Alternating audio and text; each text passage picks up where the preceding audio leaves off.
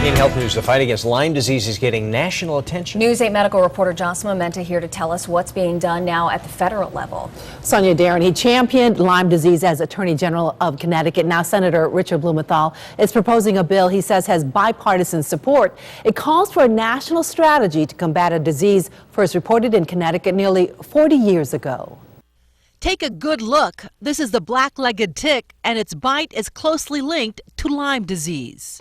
This disease is highly endemic, it's spreading, and it's not going to go away. First reported in Connecticut, Lyme disease is now in 49 states.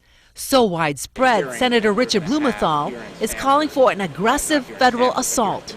A bill providing resources to improve upon what's in place for diagnosis, treatment, and prevention. Most importantly, creating an advisory committee that guarantees patients a seat at the table. Patients have been unrepresented and unreflected in this process, and they have a powerful story.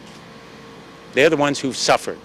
With no definitive diagnostic test and consensus of treatment, patients like Mark Hopwood. The big one was that I had a brain tumor. Are often misdiagnosed, suffer needlessly, and are burdened with medical bills in the thousands. What would have happened had the first doctor, the second doctor, even the third doctor had a definitive test that could have said this is what it is?